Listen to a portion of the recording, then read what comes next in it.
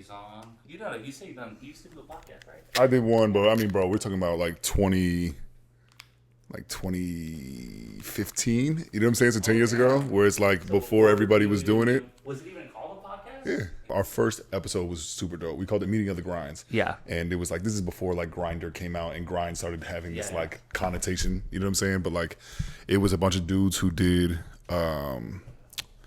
we all worked different jobs. You know what I'm saying? We all worked different jobs in the city. We all lived in DC. We all went to Howard together. You know what I'm saying? And it was like, I was a high school teacher. My boy was working in finances. My other boy was working in something else. And then the last dude who we worked with was like, he worked with kids. Like, I don't even know what I don't even remember. He worked for some foundation that helped like, you know, Title I, low income housing, stuff like that for kids. And so our first episode was very professional, you know what I'm saying? Super dope, and everybody was just kind of like getting together and talking about shit. Yeah. Second episode, we decided to crack some Henny. It was a lot funner. Yeah. And then we were kind of like, all right, we ain't doing this shit no more. Yeah. So we did 2 episodes. I can send them to you, bro, if you want to listen to them. But like 25-year-old me or 24-year-old me versus 34-year-old me is very different. Crazy. You know what I mean? But I was living in I was a whole different person back then, dog. You know what I mean? Yeah. Yeah, so just a little intro, just for the people watching. This is Paul. You said Hebert, right? Hebert. That's how you say the last name. Like Hebert. Okay, and that's what'd you say? That's name comes from, like nationality wise. It's definitely French. French, it's 1,000% French. My great grandfather was adopted. His last name was Ryan, and he was Irish. Got you. Okay. And he moved to Canada, so French Canadian. And there ain't there's not a lot of if I meet people from Louisiana, they'll say it right, and if I meet people from Canada, they'll say it right. Gotcha. But everybody else is like Hebert, or Herbert, and whatever. Like, it's Hebert. It's always been Hebert. Yeah, you know but you also because you have Latino roots as well, no? Mm-mm. No, I thought you just speak Spanish. Yeah. I mean that's work. You know what I'm saying? Like that's. I thought you did. For some reason, I thought you did have Latino roots. Nah. So my dad is Greek and my dad is Hungarian and Mongolian, and my mom is Greek and Polish. You know what I'm saying? And there's Irish in there, of course, somewhere. You know what I'm saying? Because all white people are Irish somewhere. But we I've been speaking Spanish for a long time. I took it when I was in school, you know.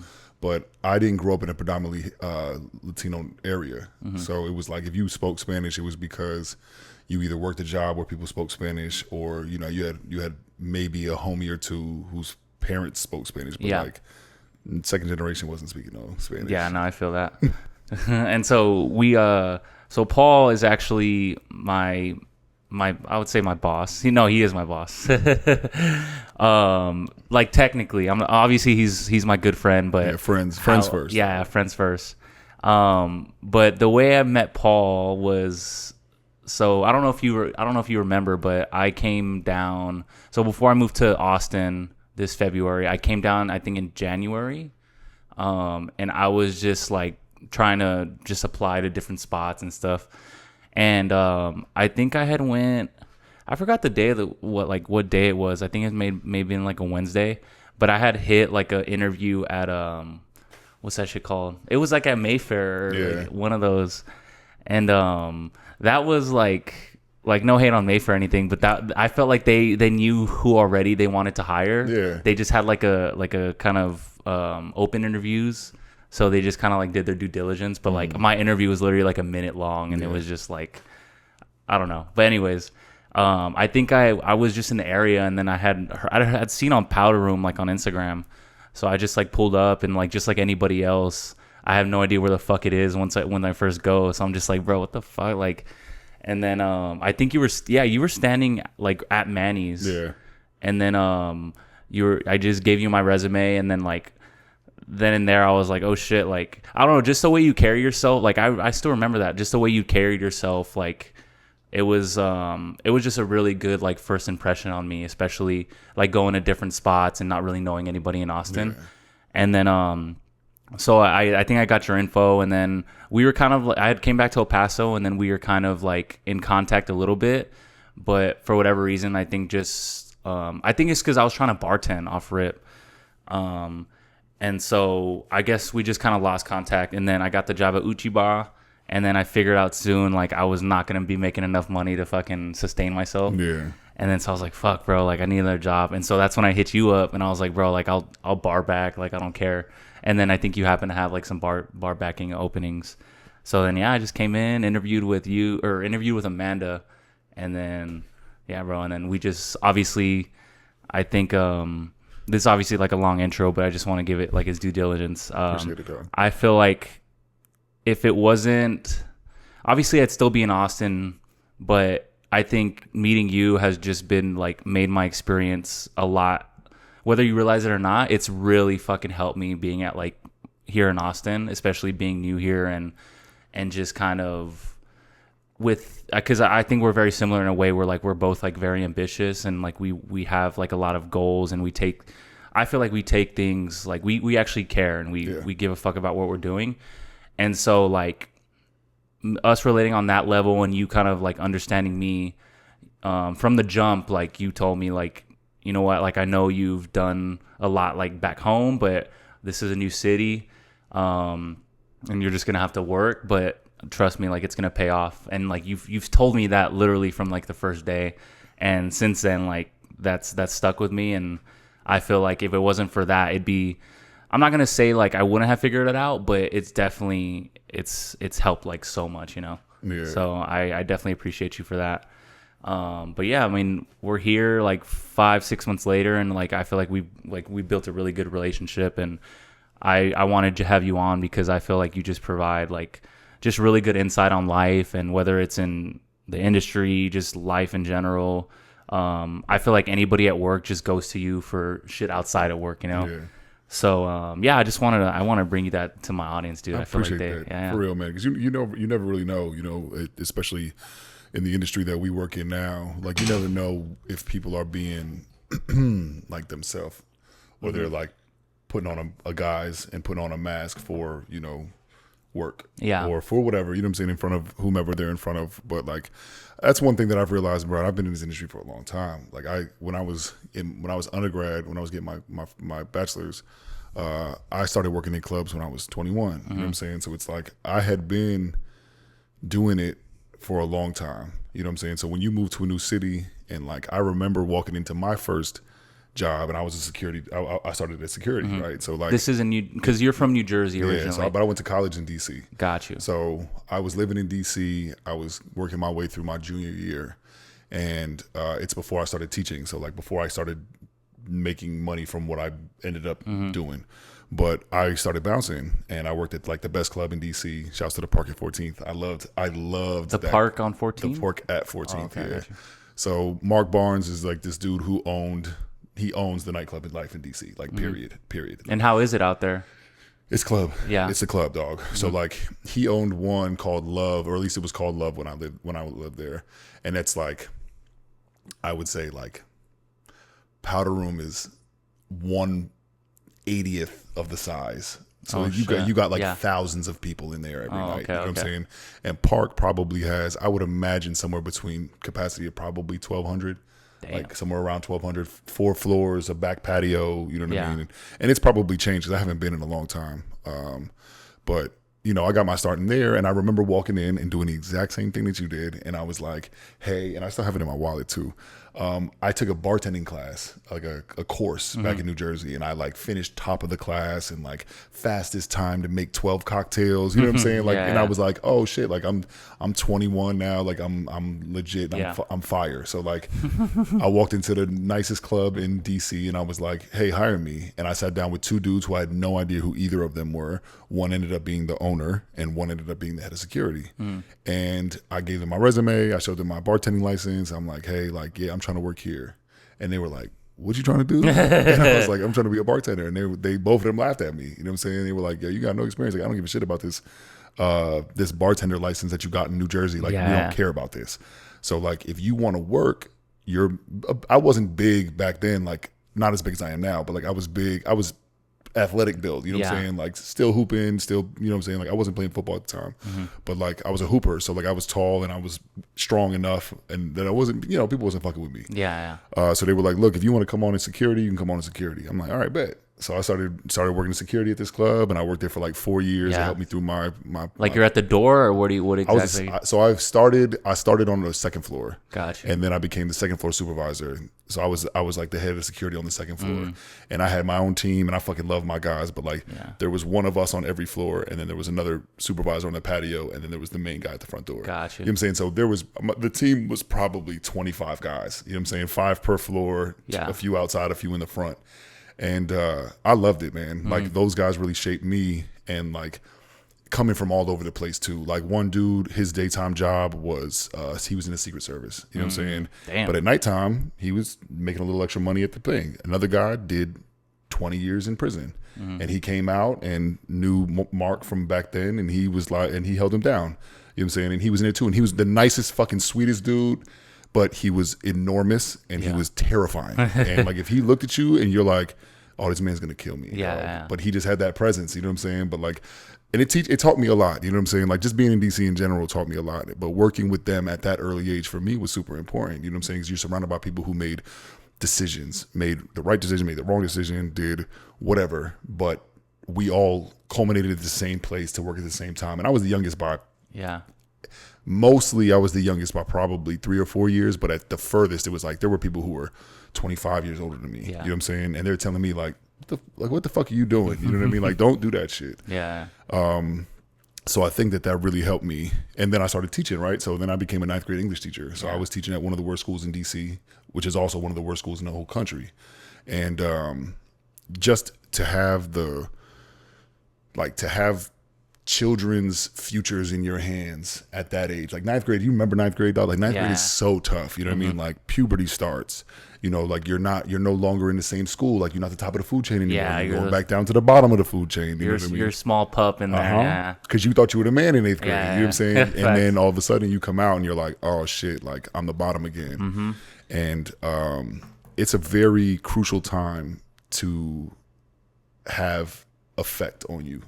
So, you know, the one thing that I will always credit, you know, the people I worked with, and I'm very thankful for the job that I was able to attain. But like, I wasn't the smartest teacher, you know what I'm saying? I wasn't the most learned, I wasn't the best read, but I was very good with the kids, you know what I'm saying? And being somebody who maybe they don't give a fuck about Shakespeare, but they're gonna show up to Mr. Hebert's class because they fuck with me. And you know, like, and I was 23 at the time, you know what I mean? So it's like, I taught till I was 27, you know what I mean? So like, that whole, it just gave me a lot of perspective, you know?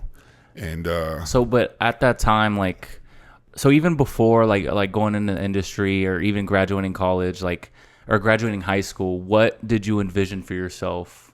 Like, did you have anything in mind? Like, did you know what you wanted to do? I wanted to be a rapper, dog. Yeah? I wanted to be a rapper. Well, yeah, I've seen that in your bio. Like, you have some songs out which are solid, bro. I appreciate it, dog. Yeah, I mean, I worked with Sony back home. Like, one of my boys, he did it really well. So like, he's been working, he wrote with Sony for a long time, but I like would sit in these little think tanks and help people, and being the best lyricist or the most creative person is not always what sells. You know what I mean? So it's like, I always had the voice, I always had the flow, and I'm a pretty good lyricist, like, I would say. Is that where you're major in, like, linguistics? So my bachelor's is in English, like, okay. just regular English. Then I got my master's in applied linguistics. Got you. So that's just like studying how languages change over time and distance, right? So like dialectology, all the things, like all those intricacies of language, which is why I kind of just like hold language in such a high regard. And I know, like, speaking to people in their native language is super important, just about respect. And like, that's another reason why I'll speak Spanish to whomever out here, you know what I'm saying? Because even if my Spanish ain't great and I can't conjugate correctly, you've heard me speak, everybody knows what I'm talking about, you know what I'm saying? Which is good, you know? And like, it's putting the people first before the language is something that has been important to me. You know what I mean? That's holistically, dog. Like, that's anywhere we do, it's anything we've done, and it transfers over to what we do now, right? And just like putting people first. Yeah. And I've always wanted to just help. You know what I'm saying? Like, I wouldn't say, I've worked my ass off my whole life. You know what I'm saying? I got my first job when I was 13. So like, I've been working since I was 13. But taking the time to say, okay, what's really important, and what will get me to where I want to go, even if I don't know where I want to go. And people will get you where you want to go, even if you don't know where you want to go. You know what I mean? So like what was always important to me, or what I always held in high regard, was if my name is in a room that I may never be in, is my name going to stand up? You know, because you can't control that. That's not something that you can control. You can control interactions. You can control first impressions. But that reverberating effect of who you are when you're no longer around, or you're not at there in the moment, what's gonna stand up? You know what I mean? So I've spent my life just trying to be somebody who, if I say I'm gonna do something, I'm gonna do it. Yeah. If I say I got you, I got you. You know what I mean? It's not. I'm not doing it for the show. I'm not doing it for whatever. Or like if people come in, like even what we do now, right? Like if people come in and someone's like, yo, this is my homie from so-and-so, like we've known him forever, like can I give him a discount? And I'm like, bro, you want me to just comp it? You know what I'm saying? Like I'll comp the whole shit. You know what I mean? Like, and it's like because those little things that we have control over are not forever. Yeah. You know what I'm saying? Like I'm not always going to be in a position where I can make somebody's night just by comping $50. Yeah. $100, $150. You know what I'm saying? Like, but there are so many people who save up to go out and experience life. Like you save money over and over and over again to go out and experience life. And like, I'm never going to be a gatekeeper of that. You know what I'm saying? Like if I know somebody's coming in and they're like, oh, you know, we just drove in from El Paso and we're only here for the night. We got another 7 hour drive. What's it, like 8 hours? Yeah. 8 hours, right? So like you flipped around, y'all came out, y'all got a hotel room or got a motel room, you know what I mean? But you came out dressed right, you know what I mean? Wanted to do the whole day night. So you went out to Boa and then now you having cocktails, nightcaps with us. If I find out, bro, I'm gonna hold it down. You know what I'm saying? And it's like I think that's just, that to me is hospitality, right? And I think that hospitality kind of just became so easy for me as a transition because I care about people, you know? So like you take those holistic experiences of working security. What is that? That's making sure people are safe. Then working with kids, making sure that people become the best versions of themselves, right?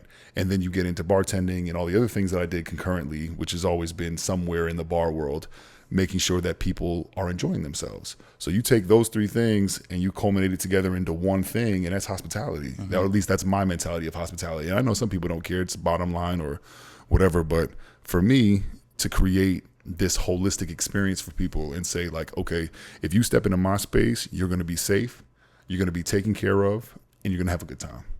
That is hospitality. That's holistic hospitality, right? So for me, like, man, that's my life. My life is that an actual that. Like, did you learn that from somewhere? Or you because that holistic hospitality, like that sounds like a very like that shit can be a book. Yeah, you know, shit, I'll write it. I got enough degrees, I can write. Yeah. Dude, that sound dude. That and what you said about does your name hold up like when you're not in the room is like so powerful, and that's why I try to keep in mind, especially while I'm going to work, like don't get me wrong, like we all have like our personal problems and like I mean we're all fucking human beings, bro. We experience life and we're not always gonna be like on our best shit all the time.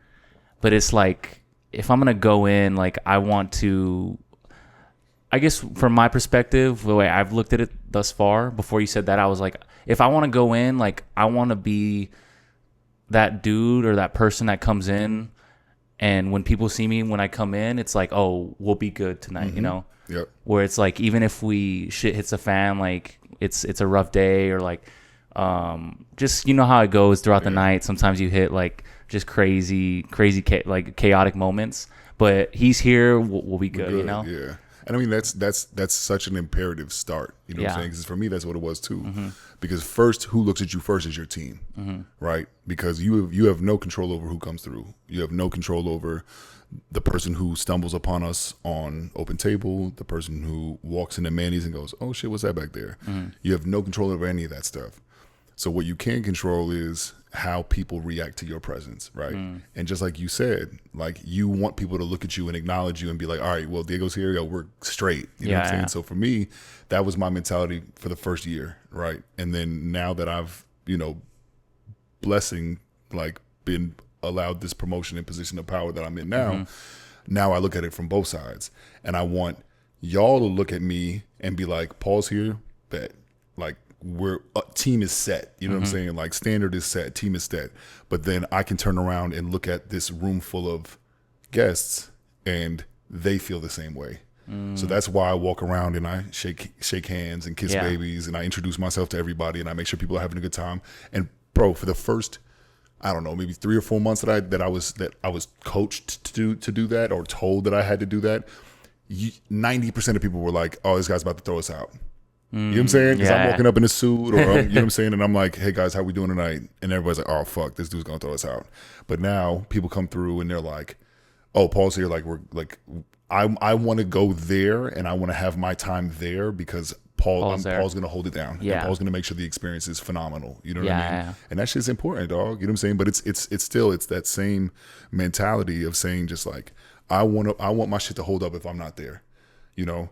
And like the culture that I create, and I'm 100%, like that's how I sold myself to every job that I've ever had. Is like, I'm a culture creator. You know what I'm saying? I'm somebody who, if you want people to follow, or you want people to adhere to a standard, put me in the game. You know what I'm saying? Because that's what I'm gonna do, bro. I play minor league football here, so I'm an offensive lineman, dog. Like it's the mentality. It has nothing to do with me, but I'm gonna get us where we need to go. You know what I'm saying? You can go.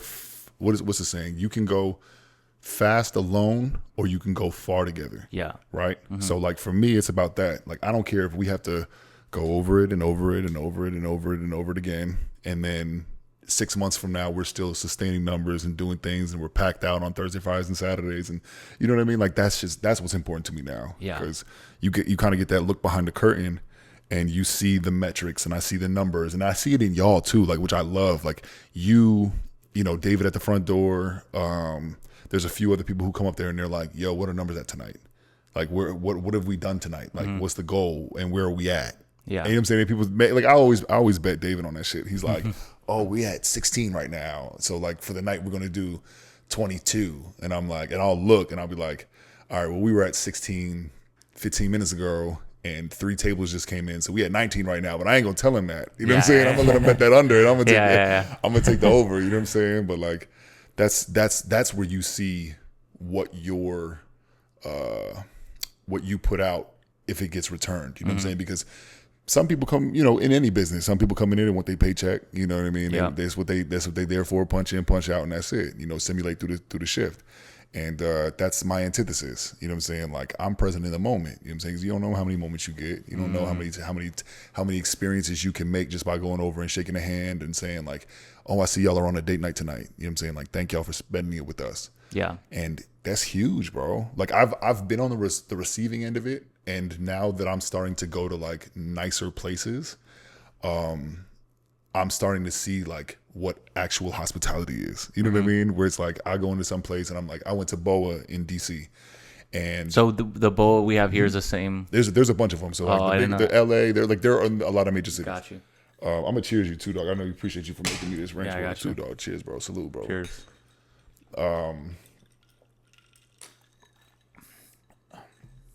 It's good, dog. Yeah.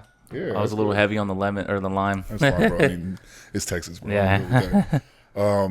But I went into BOA and it was fine. You know what I'm saying? Like, and fine is like the worst thing that you can tell like a chef or a bar, a sommelier. You know what I'm saying? Like, oh, how is everything, guys? Oh, it's fine.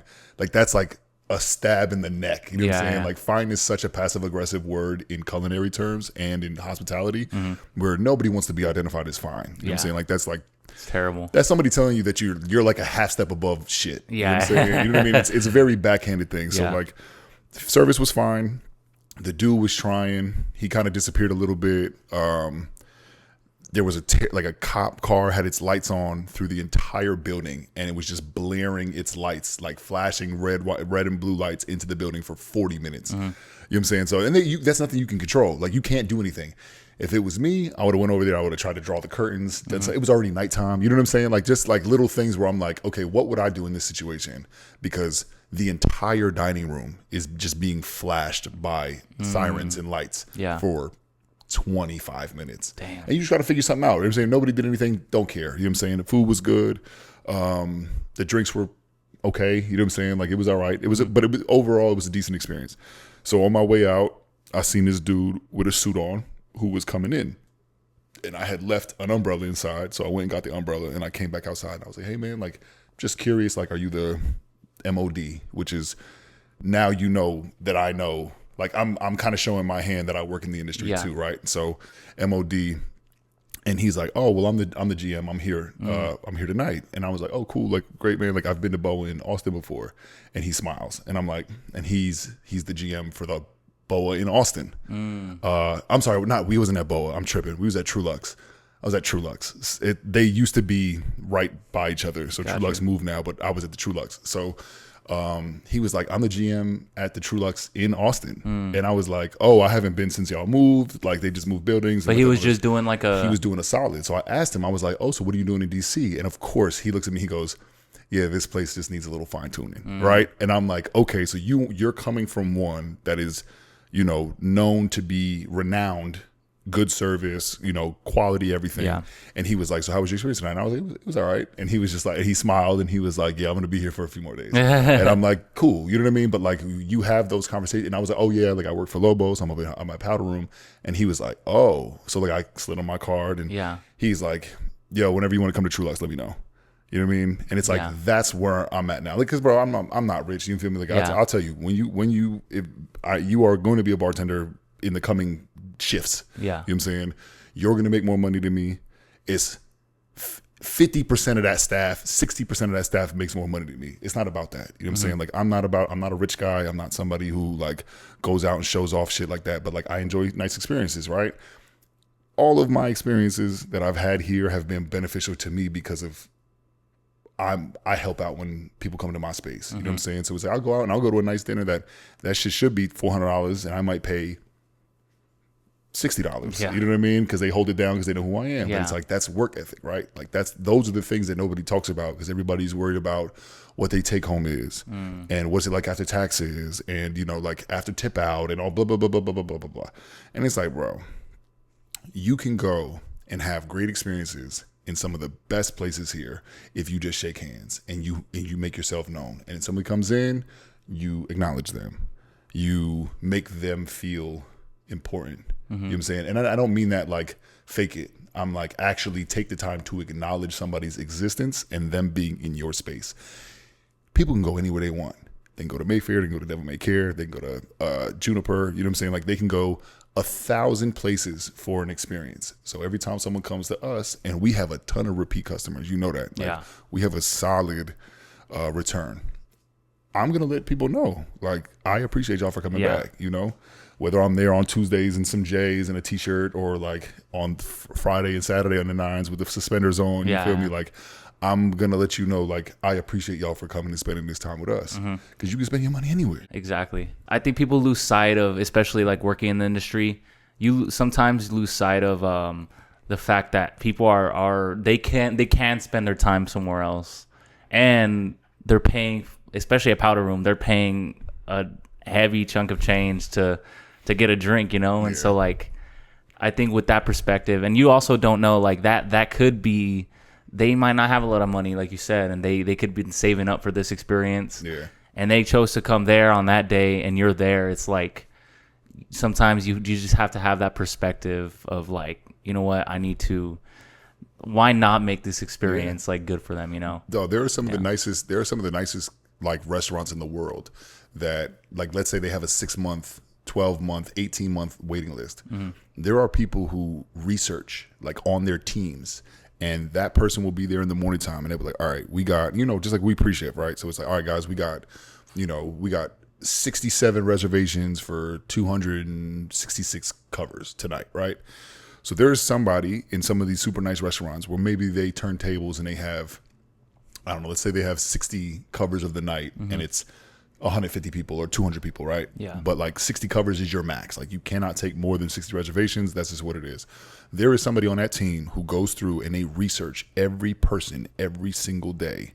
And they'll be like, this person's here for a birthday, which we thankfully, like Open Table gives us a lot of stuff for us to just, they can self-discern that stuff and they can give us that information to be like, all right, we're coming out on date night. We're coming out on an anniversary. Oh, this is a special occasion. Oh, it's a birthday, or it's a blah, blah, blah, blah, blah. But like, there are these really fancy restaurants that actually have people on their teams that do all the research. And they're like, oh my God, like this person has been writing on Facebook for the last 3 months, like 66 days until I get to go to blah, blah, blah. You know what I mean? Like, we've been saving up for months for this. You know what I mean? And then I've seen people on the hierarchy teams be like, that person will not pay for a thing here. Wow. We will not tell them. They will sit down. They will have the entire course. They'll order whatever they want, because you can skew somebody's experience by letting them know that you're going to take care of them. Yeah. Right. Which is what I always tell people too. If you ask me to take care of somebody, I don't assume that you spoke to them first. I assume that you spoke to me first, which is a slippery slope. You know what I mean? But like, also, that's how people will stop asking for favors, because if you're the asshole who keeps going up to your friends and being like, don't worry, dog, I got you. And then you come back and you're like, yo, my manager said no, my bad. You know what I'm saying? People are going to stop fucking coming. Yeah. You know what I mean? So it's like, but if you're also that person who's like, I want you to create the experience that you're having here. All we're doing is giving you the space, but you're going to order whatever you want. You're going to get whatever you want because you earned it. You know what I'm saying? Like you have that, that ownership of it, where you're like, yo, I earned this, so I'm gonna get the $250 steak and I'm gonna get the $700 bottle of wine. You know what I'm saying? Like, because it's like I earned it. Or there's some people who come in here and they're like, no, I'm gonna have a second glass of wine. I'm gonna spend an extra $30. I'm having a second glass of wine. You know what I mean? And for us to be at the end and just be like, I can look at that check and be like, all right, Yeah. because some days we crush. And some days we don't. You know what I'm saying? So like the days that we have regular days, fine. You know what I'm saying? If comps are high, it is what it is. Like, we try not to do that. But like on the days where we outshoot and outkick our coverage by thousands of dollars, bro, if I can make somebody's experience and be like, bro, I got you. You know what I'm saying? Like, they came in, this is the sweetest couple. You know what I mean? And I always like the story. You know what I mean? And like, some people we work with are just like, table two's cool. Can we give them a discount? And I'm like, not for what? Like, who are they? You know, do they work in the industry? Like, it depends. You know what I'm saying? Yeah. But if somebody comes in and goes, oh my God, I have the sweetest couple at table 26 and they're here from out of town, and, you know, they went here for this and they went there for this, and this is like their last stop and they're here for a nightcap, and they just love the ambiance, and they came here at 9 and it's 11:45 and they spent 2.5 hours with us. You know what I mean? Like, that's how I can tell if it's genuine or not. You know what I'm saying? Because if you're just coming to me and being like, oh, the people at table 2 are cool, and I'm like, yeah, what happened? They're like, oh, well, they're just my friends. And I'm like, yeah, I fucking bet they're your fucking friends. You know what I'm saying? And you trying to flex and show that you work in a nice place, you can hook it up. But like, that's the thing, man, where like my mentality has just changed a lot in terms of it, because everybody wants a hookup and everybody appreciates a hookup. But I think that there's a difference between providing a hookup and providing an experience. You know what I'm saying? Because providing experiences is what gets your name to be good. What gets your, you know, you reach that renowned standard. You know what I'm saying? Because, bro, we worked through our shit. Like, food wasn't always great. Drinks weren't always great. Price point never changed. You know what I'm saying? Like, we reduced prices recently. You know what I mean? But, like, price point never changed. You know what I mean? So, like, people would still come back and still come back. And I heard that from people, too. They'd be like, bro, I can go 15 places and get a Tito's for $11, $10, and we're selling it for $18 at the time, which we ain't selling it there for no more. Yeah. But what's it now, like 14? It's $14. Yeah. You know what I'm saying? Which is still high. Like, that's still higher for Tito's that's made in Austin. You know what I mean? Where it's like, you know what I mean? Like, it's like you're not getting Belvedere, you're not ordering Beluga. You know what I mean? Like, you're not getting this top tier stuff. You're just getting like a regular, or like a Tito soda. Like, I'm gonna go somewhere and spend $16 on a Tito soda, where I can go around a corner from my house and get it for $8. You know what I mean? Like, you choose it, right? So with us now, I think that we're finally getting to the place where, or we have more recently than not, gotten to the place where our what we offer is now starting to justify the price tag for things. Yes. Right? Like, we're not the new kids on the block no more. We're not the shiny new toy. We're not the fucking most poppin' place because we're the new place. Yeah. You know, it takes a lot of hard work from people who do work hard, and it takes curating the vibe and like creating that, like I said, holistic hospitality, right? Yeah. And that's what it's about. Yeah. And so to you, what is it? Because, for example, like with that one dude or that one GM from Trulux, especially all your employees and all my coworkers Our coworkers. Yes, I don't know. Sorry, I've never had my boss on a podcast, so it's just like you just kind of fucking. Yeah. Anyways, what is it about Powder Room that like holds that, like, what about that name you think gives it that, like, how do you say, that aura, like, especially here in Austin? Because it's true, like, if you say you bartend or you say you serve or anything, you say you work at Powder Room, it comes with like there's like a certain respect factor there. So what do you think that comes from? It's a lot of hard work, dog. Yeah. And I mean, like, I think that our ownership, like Lobos, the ownership, Grayson, Eric, and Jason, like, they're phenomenal, like, for real. And all of them started where we started. Like, Eric comes from security, Jason was a busboy when he started, and Grace started as a dishwasher. You feel me? And now all of them are very successful, and they own like the most popping place in Austin right now. It trickles down, right? So it's like, it's important to them. And when we were hired, like, as you know, I was on the original staff. I'm one of the only ones who's still here, but I'm also the first internal promotion within Lobos, you know what I mean? Yeah. To go from bartender to ops manager. So like, I think it takes everybody buying into what the vision is, and the fact that there is a very massive gap of what the world offers and what big cities offer and what Austin offers. It's massive. You know what I'm saying? Like, there is no club culture in Austin. People see ropes and stanchions and don't know what to do with them. Step over them, jump around them, you know what I'm saying? Lift them up, close them, open the things. Like, I've seen everything at places with that use stanchions, which is why we didn't use stanchions for a long time, because there's just not the club culture here. So when you give people what they are looking for, some people are looking for, because you already know there are some people who come in Powder Room and go, oh my God, I hate this. Yeah. This is the exact opposite of this isn't a speakeasy. This isn't a cocktail lounge. This is a club. Yeah. Fine. 3 days out of the week after 10 o'clock at night, yes, we're a club. You know what I'm saying? Fine. But if you come on Tuesday and I got my goddamn jazz and R&B from the 60s and 70s playing, you know what I'm saying? And that fits that vibe of that room. Yeah. Crazy, you know what I mean? And you sit down and you have a cocktail and your 90-minute reservation becomes a 2.5 hour experience. You know what I'm saying? That's because we're cultivating a vibe, right? So when you have the hard work of the people who are there and it coincides with the investment from and vision of the ownership, I think that it allows a lot. And I think that it's the same thing for me, bro. It's the same thing as teaching, right? I may not know everything in terms of being managerial in nightlife or in hospitality, but I know enough to make sure that everybody goes in the right direction. And I have a good moral compass. And for the most part, what I think on the nights that I can control stuff, like when I'm closer, right? And I can just go, what kind of experience would I want to personally have? And when you put that as a question to your staff, and you put that as a question to your employees or your coworkers or whomever it is, and someone's having a good time or someone's having a bad time, and you're like, all right, let's role play this. Let's take 90 seconds. Let's role play this, and I'll get you while you're waiting for your drinks and you're not garnishing shit and you're just fucking standing here in the back hitting your vape. Let's you know what I'm saying? Let's workshop this. Yeah. You're that person at that table. How can we fix your experience?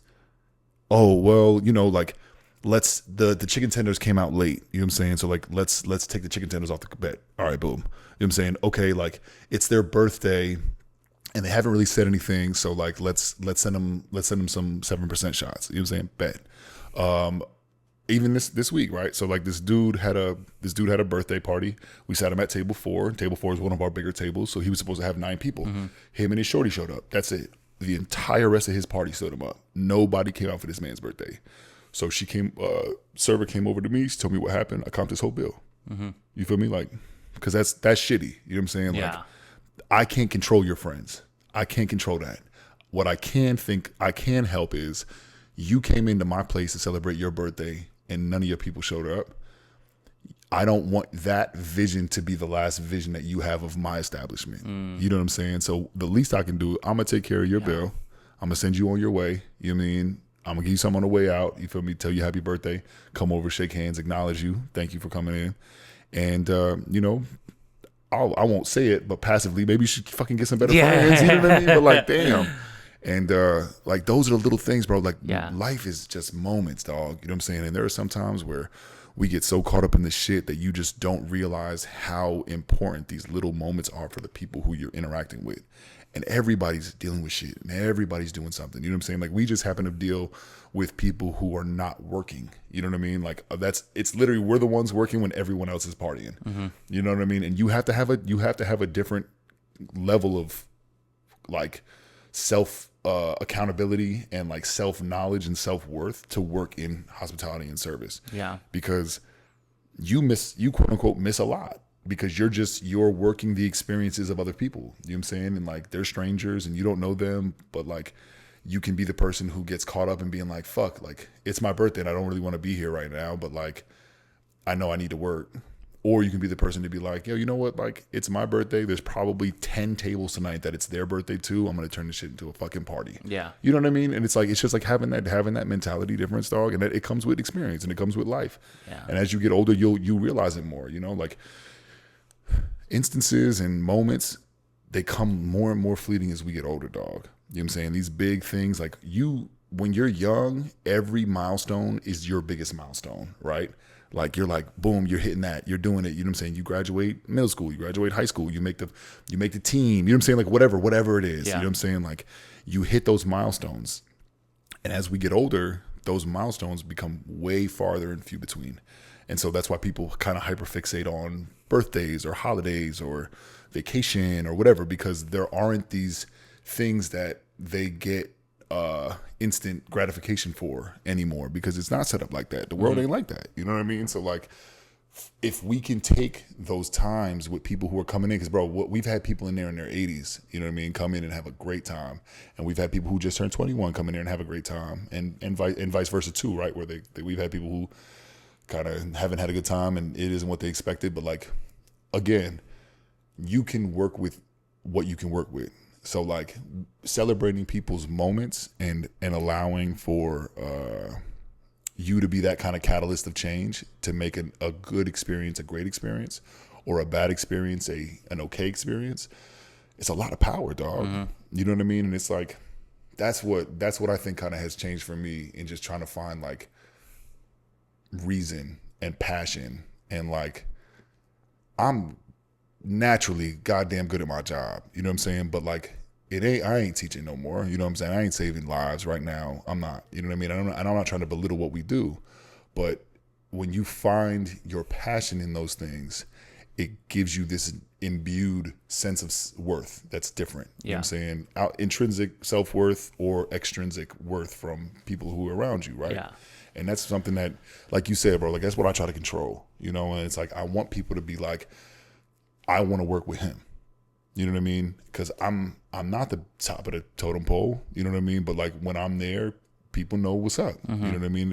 If I have to run shit, I'll run shit. And if I have to play second, play third, you know what I'm saying? Like be the guy who's just like, all right, well, I'm just gonna spin plates while everybody's going. You know what I mean? Yeah. Like, bro, I don't give a shit. Yeah. But like that's the type of man I am, and that's the type of role model that I want to be for y'all, because it's not just about work, man. Like this is shit that you can take with you forever, man. I remember our first conversation, dog. I said, I can't promise you nothing, right? But I can tell you, if you put your head down and you do the work, good will come from it. Mm-hmm. You know what I mean? And I'm happy that stuck with you. You know what I'm saying? Because I knew you were going to be good, because you also sent me an email. I don't know if you remember that. You know what I'm saying? Like we exchanged correspondence on email too, and you were like, "Yo, I'm really interested," because I tried to hire you once, and you were back in El Paso, and you were like, "Oh, I'm not gonna be out there for a few more weeks or months," or you know what I mean, whatever it was. And that's where we kind of like lost communication. Mm-hmm. But I remember you as soon as you came in, you know what I'm saying, and just being like, okay, dude's got a solid track record, dude's got a solid, on paper he looks good. You know what I'm saying? He presents himself well, he's well spoken, he's well groomed. This is everything that a person could want in hospitality, right? And it's just making you feel like you joining a team is at a quote unquote menial position, maybe, you know what I'm saying, or not where you wanted to start. How do I make you see the vision that I see? Mm-hmm. You know what I'm saying? And that takes a lot, because you ain't know me, you know what I mean? But like, I know, and you know now, you know what I'm saying, I'm a man of my word, you know what I'm saying? So like, or if I tell anybody who wants to work at Powder Room and they're like, oh, what's it like to work for Paul? I'm like, don't ask them. Yeah. You know what I'm saying? Because the conversations that they have outside of work, I may never be privy to, you know what I'm saying? But like, nobody ever comes up to me after hiring them or not hiring them and be like, oh, well, you're the reason why I'm not going to work here. I hate you. You know what I'm saying? You know what I mean? And it's like, of course, there are people who we have petty shit all the time between coworkers and shit like that. But like, bro, no, like I'm going to be a role model and it's going to sicken some people because I'm not going to stop. Yeah. The job ain't done, bro. Like I'll be leaving. You be leaving late. I'll be leaving late. You know what I'm saying? So it's like, but y'all don't hear me. I'll complain once in a while if people really fucking piss me off and don't do their goddamn job. Yeah, you fucking hate me. Yeah, that's all I say though. I'll be like, yo, y'all hate me because y'all know what y'all supposed to do before the fuck y'all get out of there. You know what I'm saying? And if it just falls through all those cracks and then it lands with me being the last person in the building and either me taking care of it or nobody taking care of it, it's not in me to not do it. You know what I'm saying? That's why I am where I am, because I don't let shit slip through the cracks. You know what I mean? I want it to look like everything went out without a hitch, even if we have a fuck show of a night. Like by the time we put everything back together and, you know, we dolly it all back up, it's one of the most gorgeous places in the city. Yeah. You know what I'm saying? There's some nights where it feel like we putting lipstick on a pig in that bitch. You know what I'm saying? 1,000 broken glasses, throw up, you know what I'm saying? People doing crazy shit in there. You know what I'm saying? There are times where we have that. They're fucking far and few between. They're far and few between, you know what I mean? But like at the end of the night, like we dress it all back up, and we recreate the most beautiful venue in Austin. Facts. You know what I mean? So like, and it's hard work, bro. 100%, and it's definitely hard work. And I never like, because I mean back home, like I've been serving and like kind of in the service industry since I was like 19, so like 6 years now. But I at the time I was just kind of doing it for a job, you know. But now, like the more I've obviously experienced, and especially coming to Austin and working for like Powder Room, it's given me like a totally different perspective on what it can be. Because I guess people like from the outside looking in, it's like, oh, you work at a bar, but it's like, yes, in a way it is like that, but in the grand scheme of things, it's so much. It really is so much more, because it's like a melting pot for people from all walks of life, all humans from everywhere, you know. Athletes, businessmen, regular people. I mean, just people working like their 9-to-5s and just have kids, or date nights, just anybody. It's all just they all culminate into this one place, you know. And there's not really any other places like that. I mean, besides sports, I feel like a bar, like especially a place like Powder Room, is a place where we're not just serving drinks and people are getting fucked up. No, it's like people are gathering here, people from all different walks of life, and you could meet someone. Like the way I think about it sometimes is like, I could meet someone there that if I make a good first impression on them, that they could take me places that I would never think, you know. That's right. And that's one aspect, and also it's like it's a very how do I say it? It's not the same thing every night, which is something like for me is what I need. Because as much as I like routine, I don't like being stagnant. So you don't know what's gonna happen on every single night. We can come in. This Thursday's not gonna be the same as last Thursday or the Thursday before. And so that's why I think. I don't think you can take yourself too serious, but at the same time, sometimes people don't take it serious enough in what we do. And that's why I fuck with you too, because like I can tell you really genuinely care. And so like when I come in at 8 o'clock for a pre-shift, and like I'm legit like locked in and like I feel ready. Like it feels, I related a lot to sports. Like, that's my favorite thing about coming into the shift is like we're getting ready to like have like a crazy ass night. You don't know what's gonna happen, but like you need to be on your A game today, you know? It's real. So that's why I fuck with it too, bro. And I'm sure you can relate to that also. Complacency, I think you say stagnation and complacency is tough, right? So it's like you got to find a different way to ride the horse. You know what I mean? Like you got to figure it out because the show gonna go. You know what I mean? But like I think that we do a good job between like I had never seen something like Sinclair before, right? Like I had never seen that. So the first time that I seen it, I was like, holy shit, like we are doing something different. You know what I'm saying? And I've been in clubs all over America. You know what I mean? And I'm like, I ain't never seen that shit anywhere. You know what I'm saying? And I'm not going to say what he does, but like anybody who wants to come to Powder Room, you feel me? Like come check out Sinclair at Powder Room, like dope show. You know what I mean? But like that is something that we take pride in because it's just effort, right? It puts the effort in. And then your first point that you said that I really appreciate is that like we're not supposed to be the gatekeepers of a good time, right? We are supposed to give access equitably to exclusion, right? We try to take like the exclusiveness or exclusivity of what going to a nice elevated cocktail lounge, speakeasy, club bar is, and make it accessible to everybody, right? To the athletes, to the tech bros, to the frat kids, to the, you know what I'm saying? Like to the people who have to save up to come in and go on date night, to the people who don't know how to spend their money, so they just go anywhere that someone tells them to go. You know what I mean? Like that's a very wide array of people. But for us to try to like seamlessly create this accessibility for everybody is super important to me. You know what I'm saying? Like that's something that I'm like, it's culture, right? Because it's not like that doesn't go to everybody. Not everybody will, you already know, bro, like especially being in Texas, like sometimes people just don't feel welcome places. And like you might walk in and be like, like if I walked in the Powder Room on a Saturday night and I heard I'd be like, no, this ain't my scene. You know what I mean? It's just like, that's not where I would want to spend my money. And then all of a sudden if I see that and then, you know, Sinclair comes out and does his thing and I'm like, holy shit, I ain't never seen nothing like that before. Or I have a really nice drink or we take the phones, you know what I'm saying? And it's like, we do the whole thing, right? And it's like, it's such an experience that I can wholeheartedly say, as somebody who has worked in this industry as long as I have, is that we are offering something different. You know what I mean? Like, you know, like I cut my teeth in DC. So like there's things that I offer that I learned from the folks in DC. And, you know, Hunter comes from Miami, so he does his Miami shit. And then Amanda's been in DC, has been in Austin for 10 years. So she has her like, but we have to tie it back to Austin. You know what I mean? Which is important, bro, because we're not trying to do this. We're not trying to do something completely different. So how would you describe, because you keep referring to like the Austin, like especially the Austin feel, Austin vibes. How would you describe that? Live music, I think, is a pinnacle part of it. Coming in, getting a drink quickly, and being somewhere where you want to spend your time. You know what I'm saying? So like Austin's very dressed down, right? So it's like you can come off a boat, you can come off out the ranch. You know what I'm saying? You can come off work, you can come from anywhere, and you can walk into any bar at any time, dress however you want, and have a cocktail. You know what I'm saying? Like, this is also the first city that I lived in.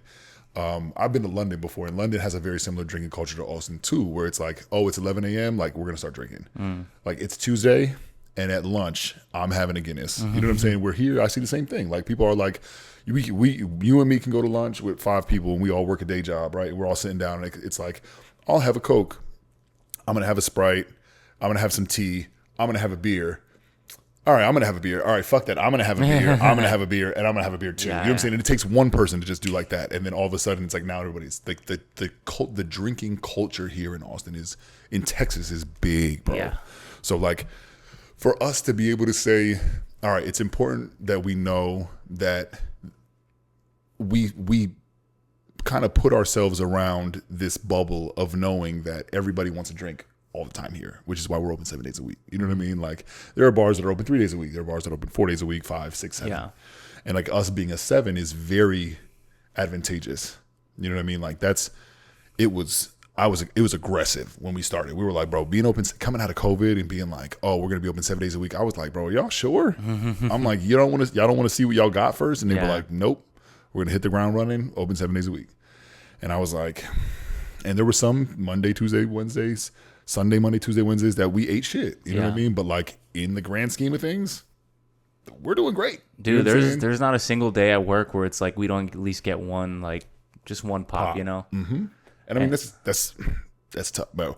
I talk numbers with people. I talk like metrics with people and like covers and reservations and all types of shit and how many people come in. And like there are places that are like what the fuck are y'all doing? You know what I mean? Like, how are you getting people to come in at that level all the time? And I really, really wholeheartedly believe that the no cell phone policy has helped us exponentially. Organic growth, word of mouth has just given us head and shoulders over people because there's no oversaturation from the internet, right? Where it's not like, yes, we have bloggers and vloggers and Instagram stars and influencers who come in, and we do it every once in a while, but it's like one every month for, you know what I mean, for a year. So at least that's like 12 people. Yeah, you know now what I think about it, we're not even pushing out much content at all. Like our Instagram is very curated. So, but at the same time, we're not posting, oh, pull up today, happy hour today, you know, just like they're not super, they're not consistent at all actually, but it's very,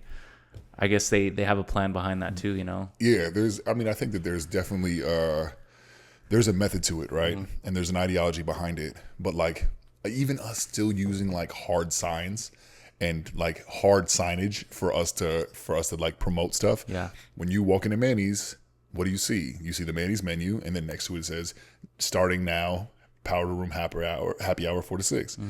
We're not like telling y'all, hey, jump on Instagram. Yeah. Go live and tell all your fucking friends to come, you know what I'm saying? We're the spot now for happy hour. It's like, no, like people are going to come in and they're going to see it anyway. And it's that organic growth of it has been phenomenal. Yeah. You know what I mean? It just helps that we did it first.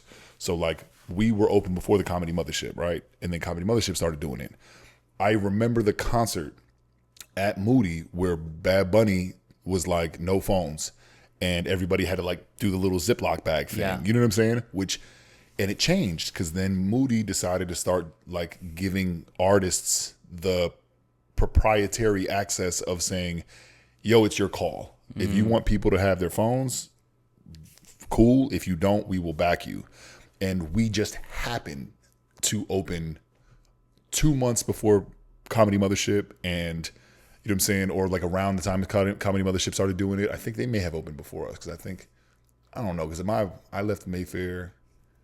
My boys left Mayfair. One of them went to Comedy Mothership. So I wasn't even sure if they were still doing it or when they started doing it. But we started doing it first. You know what I mean? So it was like everybody was kind of just like figuring it out. And like, you know, there are people who still hate it, but it's like 98% of people are cool with it. They're like, yo, take this shit, please God.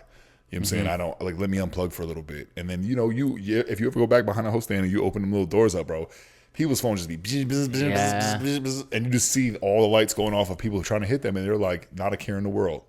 You know, in the back, just enjoying shit. You know what I mean? And people, have you ever been to a spot, or is there anything like Powder Room where it's full on like speakeasy vibes, like cocktail, and then it makes that drastic shift to fucking just like a rager, really, bro? Because it gets crazy in there, you know, in a good way. Well, the park, when I worked in DC, and this was something that I saw, like, this is 10 years ago, right? So, like, the park, what we did at the park was they would serve dinner.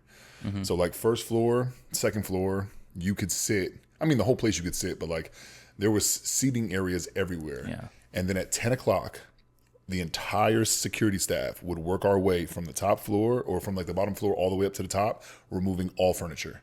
And then we turn it to the club. You know what I'm saying? We don't have to do that. Thank God we have to take 10 chairs upstairs. You know what I'm saying? Like, this is all it is. You got to take 10 bar stools upstairs. But, like, I've seen it done, and I've seen it done on a macro level where you're like, holy shit, like, this is a fine-tuned machine that is timed down to the minute.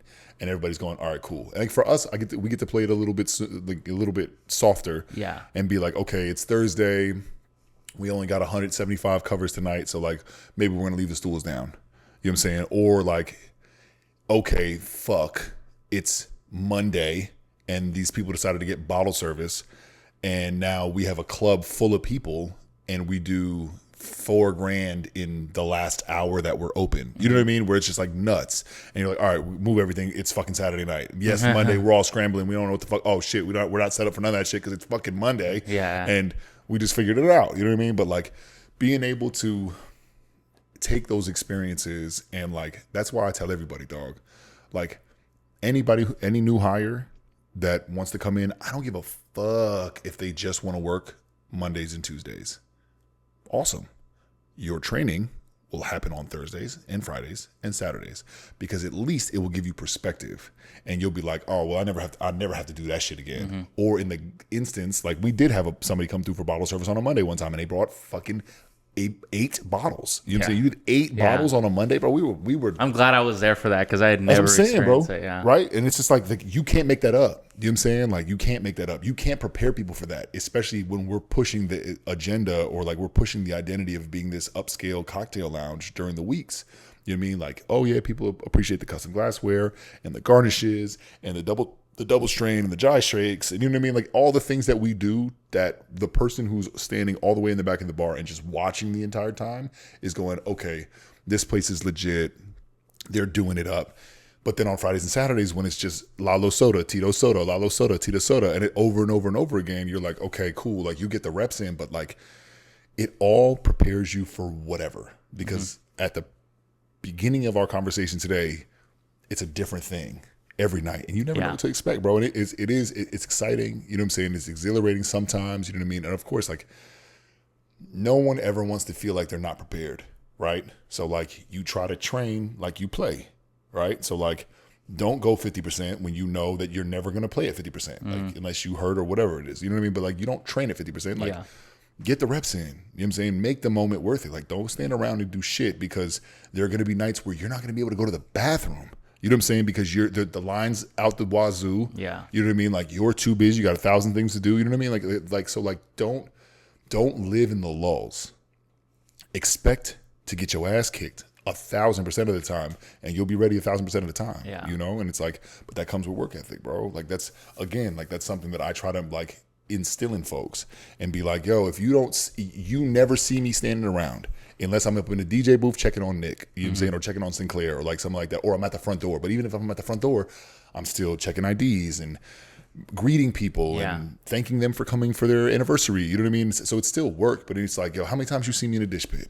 How many times you see me behind the bar doing dishes, not even making drinks? You know what I'm saying? Like, just doing whatever needs to be done to keep us flowing in the right direction for service, so that I can take 2 minutes off of somebody's ticket time, or I can like show people that there aren't people just standing around here, even though, you know, sometimes people just be fucking standing around here. You know what I mean? But it's like, it ain't gonna be me. Yeah. You know what I mean? It ain't gonna be me. Yeah. Do you feel like that work ethic is, obviously it's instilled in some people, but have you seen a person, or have you had experiences where like they were lazy as fuck and then you turn them into like a workhorse? Or do you feel like the people who are going to work hard are always going to work hard?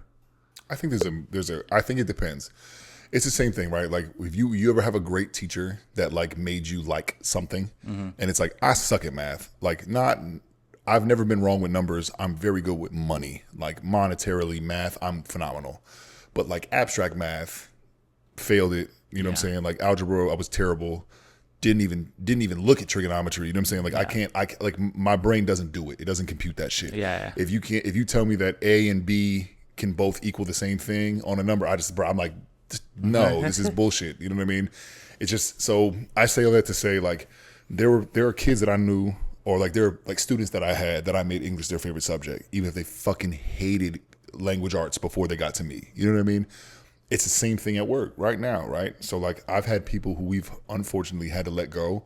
I've had people who have quit. I've had people who no longer work with us for one reason or another, who not only do they miss being at Powder Room, they romanticize it. Like nothing was ever wrong. And they let go like it's the worst. It's like breaking up with the baddest girl. You know what I'm saying? Where you're like, were things ever bad? Like, did I really not like her? You know what I'm saying? Or like, was she really that bad to me? And it's like, sometimes yes and sometimes no. Yeah. You know what I mean? But like, there are people who I know who just search for structure, you know, and to be somebody and to be an entity that can provide structure for folks in a loving way. You know what I mean? Because bro, I don't think that you've ever seen me lose my shit, but I can be coarse and I can be stern. You know what I mean? But like, I remind everybody that I love them, which is what I learned from my teaching days, right? Where it's like, y'all might piss me the fuck off some nights, but I'm going to tell you, I say the same thing every time y'all leave. Have a good night, get home safe. Have a good night, get home safe. Have a good night, get home safe. That's my thing, right? Because that's culture. That's instilling in people that there's caring, that you're leaving a place where you feel safe And whatever transpires between when you leave work and you get to where you're going, just know that you're being sent off with that blessing of safety, right? So it's the same thing that I work when I work with people who maybe this is their first job. And for you to have a first job in the industry is tough. For your first job to be at Powder Room, God bless you. You know what I'm saying? Because like I couldn't imagine it. Like if I was 18 and I got hired at Powder Room as a host, or if I was, you know, an 18-year-old or 19, 20-year-old and I got hired as a TSA or a barback, you know what I'm saying? And I'm just like, or a cook, you know what I'm saying? Or a cashier up in Manny's, I would be like overstimulated like a motherfucker. You know what I'm saying? Like a motherfucker, dog. It's a lot. It's a lot of work. Like our standard is fucking high as shit, you know? And, but the thing is, I've worked in like, it's one of the best places I've worked at. And the thing is, I've worked in more structured places, and not to say it's chaotic, but it's like, I think because we're still new, that we don't have like it's not like as, for example, I came from Uchiba, and that it's like fine-tuned machine, bro. I go in and I know exactly what I'm going to do. I know how to do it the best, and I'm just going to continue. Like, I'm going to do that the next shift and the next shift. Yep. And I'm going into Powder Room, and it's like, yeah, I'm a barback, but I'm going to fucking be everywhere tonight. So it's just like a matter of, but at the same time, it depends who you are. For me, I need that, you know. Yeah. If I can help out at the TSA, if I can help out making drinks, if I could go whatever we need, like that's beneficial for me, you know. Yes. Which is why like I mean that's why I was like, you know what, I'm just going to fucking spend my time here. I'm going to go full time, cuz as hard as it is, it's like it's where I'm learning the most. That's what I'm saying. If you put it in, like if you put in that work ethic, dog, you'll get something returned out of it. If it's just a simulation and it's just like, oh, I'm clocking in, clocking out, clocking in, hitting the clock, clocking out. You feel me? You ain't gonna get shit out of it. But like when I think about it and the way that a lot of places operate, I know that there are times and opportunities for us to tighten shit up. But my mentality, and I don't mean to be hyperbolic, but like complacency is death, dog. You know what I'm saying? Like that's a death of a company. You know what I'm saying? Like you already know, like I'm sure there's people back in your hometown who you've known your entire life that are still doing the exact same thing. And just, I have no interest in that. Yeah. You know what I'm saying? And I think that kind of, I wouldn't say fear, but I would say anxiety, like that fuels me. Yeah. You know what I'm saying? Because I've gone home. You know what I'm saying? Like I got my master's back in my home, I lived with my parents back in my hometown. I was working at and while I was getting my master's, I worked at a liquor store that was across the street from my parents' house. So, you know, like. Damn, you've worked a lot of jobs, huh? A lot of jobs, though. Yeah. Like my first job, we can do this real quick. Yeah. First job, 13 years old, I was a busboy. And I worked at a Kansas City. I didn't even they allowed fucking 13-year-olds. 13, working, bro. You got your working papers. So Jersey has working papers. You know what I mean? So like 13, 14, I was doing that, and I was also working at an ice cream parlor. Quit the ice cream parlor. I fucking hated it. Fucking hated it, dog. So I just stayed at the Kansas City barbecue, which is where if I ever cook, like I cook, you know what I'm saying? So like my mac and cheese, people fucking love my mac and cheese. I learned how to make that shit at a Kansas City barbecue. It's legit. You know what I'm saying? Like that recipe is tried and true. I fucking love that shit. It's great. Then, you know, like you have summer jobs, you do like summer camp stuff like that growing up. And I did. And what sorry, if you don't mind me asking, what was your upbringing like? In terms of what? Like family life, like just coming up. Well, I'm 1000% like New Jersey as fuck. You know what I'm saying? Like, and that's like, it makes sense to people who are from New Jersey. And I mean, I'm sure El Paso's probably the same. You know what I'm saying? Texas has a very like big, like we're fucking Texans. You know what I mean? Like, but then there's pockets of it that are like, you have your native like roots that you tie to that you're like, yo, that represents me. And holistically, Jersey, I don't know if all of Jersey does, you know what I'm saying? But like my hometown growing up, like I'm Mapso as fuck. Like I'm from Maplewood. So like Maplewood and South Orange, we call it Mapso. Like that's where I'm from, like born and bred. So love my hometown growing up when I did, like love it. My parents are phenomenal. You know what I'm saying? Like they've been together. So they got married in 1975. So this October, will be their 50th wedding anniversary. You know what I'm saying? So they've been together forever since they were teenagers. And do you have siblings? I'm the youngest. Okay. You know what I'm saying? And I think a lot of times people assume that I'm the oldest, but I'm the youngest. You know what I mean? Like, I have an older brother who's 5 years older than me. We never matriculated at the same time ever. I never really got to see how he navigated school or, you know, summer camp or like any of that shit because we were too far apart. And I have an Irish twin sister. She's 18 months older than me. So two grades older, but like we went through everything together. You know what I mean? So like I was always Tessa's little brother until I wasn't anymore. And then like my brother he's an artist. My sister was a dancer growing up. So like both of them were kind of like artsy and I was a lot more sports. You know what I mean? So like very different. In Mapso, what kind of like a town is that? Is it very diverse? Yeah. So like my block, there was like 2 white families on my block. You know what I'm saying? It was me and there was Bobby who lived like across the street and like 4 houses down. But then all of my neighbors were all black. There was a Jehovah's Witness house across the street from us that they would do service at, but like nobody really lived there. But like most of my upbringing, that was like a Jehovah's Witness house. You know what I'm saying? But it's predominantly, it's definitely very close to, I would say, I mean, I don't know what the barometer is anymore, but like that like 60-40 black to white and then probably 50-50 and then swings the other way too. But like depending on the decade. Yeah. But like growing up, when I did, it was much more predominantly black. My high school was predominantly black. Like I went to an HBCU for college, you know what I'm saying? I went to Howard. So like being somebody who was a minority in my own hometown for as long as I was, you know what I'm saying? And that was mostly by choice, you know what I mean? Like, I mean, my block is my block. I can't pick where I'm from, you know what I mean? But like going to, like, I was a hooper growing up and I could have played for like a local town, like a local one, but I played in Newark, you know what I'm saying? Like I knew where the hoopers went. I knew where I wanted to be. Like I knew how to like be the best version of myself and like become the best athlete that I could become. Was not going to be in the suburbs of New Jersey, you know what I'm saying? So like loved all that. Loved growing up where I grew up, super diverse, you know what I mean? Super inclusive. Everybody is just like, everybody loved everybody. And of course there was little things like we had, school was not great, you know what I'm saying? Like I love Columbia, I love my high school. Like me, Rotimi from Power, who played Dre. I don't know if you ever watched Power, but the I've heard of it, Dre. yeah. So like me and Rotimi went to high school together. SZA's 2 years older than me. You know what I'm saying? Like oh, wow. she grew up with me. Her father and I talk monthly. You know what I'm saying? Like I'm Muslim. He gave me my shahada. Like he converted me to Islam. You know what I'm saying? Oh, wow. So like my hometown is super, like we're close knit as fuck. You know what I mean? It's love. Like when I think of what my hometown is, and like I don't know what it is anymore. I've been gone since 2009. You know what I'm saying? So I've been gone for 15 years. So like it's different, but when I think of my hometown and I think of the person who I am, there are 2 things that made me: New Jersey and Howard University. You know what I'm saying? Like, and of course, like my parents, and that goes without saying, but like being from New Jersey, being from Mapso, being from where I'm from, and then leaving all that.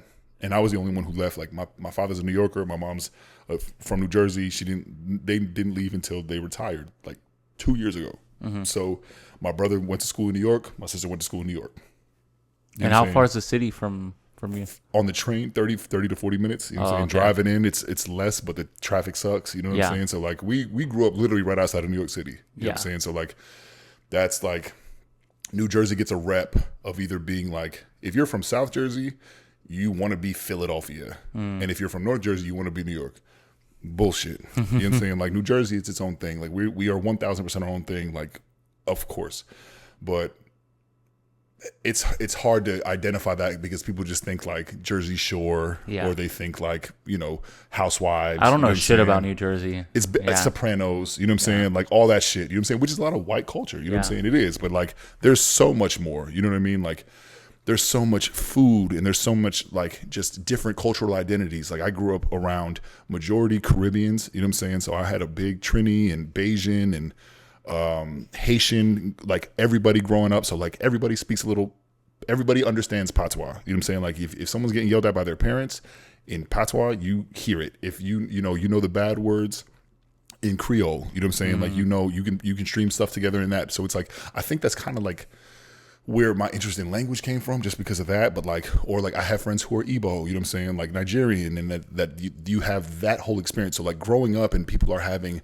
fucking bar mitzvahs, and then people are having, you know, all of these things at the same time when we're all like figuring out as kids, but everybody's just so inclusive and it's so cultural, and everybody comes around and you're like, people having quinceas, you know what I'm saying? Like quinceañeras and stuff. And you're like, oh shit, like you just learn all this stuff because it's right outside of your house, you know what I mean? So it made me very different. Like I know there's not a lot of, I get the question of what my nationality is comes up all the time because it doesn't make sense to people, right? I know what I sound like. I look like a white guy, I think, you know what I'm saying? Like I would assume, you know what I'm saying? I think tattoos kind of like throws it off to some people, but that has a lot of racial, you know what I'm saying? It's all like stupid ideologies behind that. But then, you know what I mean? I know what I sound like, and then I speak Spanish, you know what I'm saying? So it's like, that's my grow up. That's my upbringing. You know. So then I was the only one who left. So I moved to DC when I was 18, and I went to Howard University, which is the greatest decision of my life. So like love to all HBCUs. Like there's one here in Austin that nobody even knows about, but like just growing up and becoming the man who I became by going to an HBCU for college was phenomenal. You know what I mean? And it gave me more insight into nature versus nurture, and like who I was raised by versus what I was raised around. Because I will always identify as white and be like, yeah, my parents are white and my dad's, you know, part Mongolian too. So like white or Asian, you know what I mean? Like fine, that opaque but white, majority wise white. But then growing around what I grew up around and going to an HBCU for college and just having that holistic experience of just being like engulfed in culture. Yeah. You know what I mean? And that's why it's so important to me to be like accepting and listening and reactive when you need to be reactive to what people are saying, and proactive in thinking about like, how are you going to come across to somebody if you opinionate yourself, if you incorrectly opinionate yourself, if you say something stupid, if you say, you know what I mean? Like you just try to think about all these things because sometimes people don't get that option or they don't get that opportunity to make mistakes. Yeah. Right.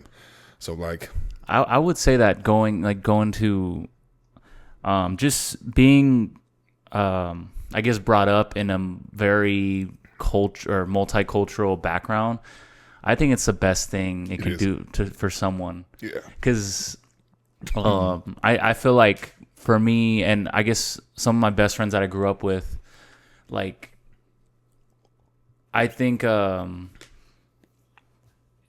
not to in the most humble way possible. I feel like I feel like I can go in any room and talk to anybody, you know, and it doesn't matter It can be for example, if we're working at Powder Room, it could be the dishwasher or the cook at Manny's, or I can go talk to the owner or something, but like be able to connect with them at a certain level.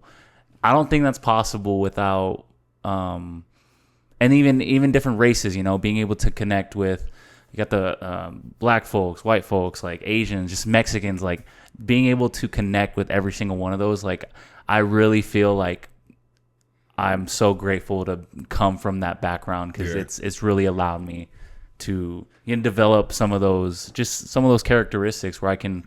It's like a chameleon, you know. Yeah. Like, or understanding, you know what I'm saying? Like I said, bro, like if you want to go fast, you go alone. Yeah. And if you want to go far, you go together, right? And that's for everything. Like that's a very group mentality, right? Where it's like I've worked and lived and loved and experienced life with so many different people, and I've seen the way that people who have no similarities to me at all, and people who are super similar to me experience the same thing.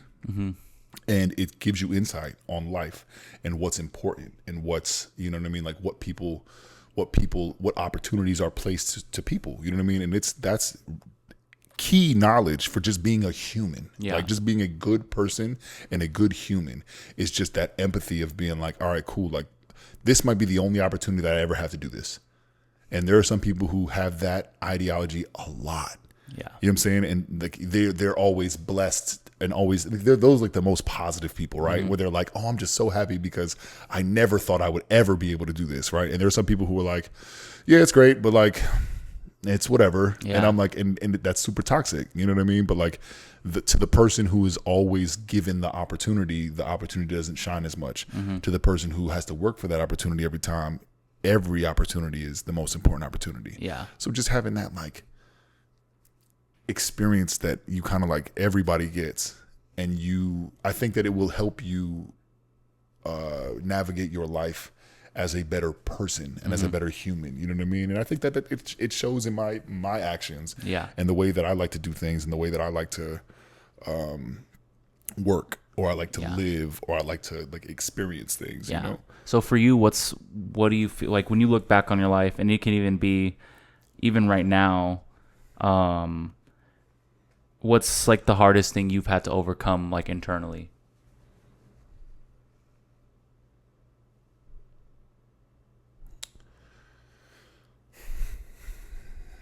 That's a lot, man. I mean, I think complacency is a big part of it. Yeah.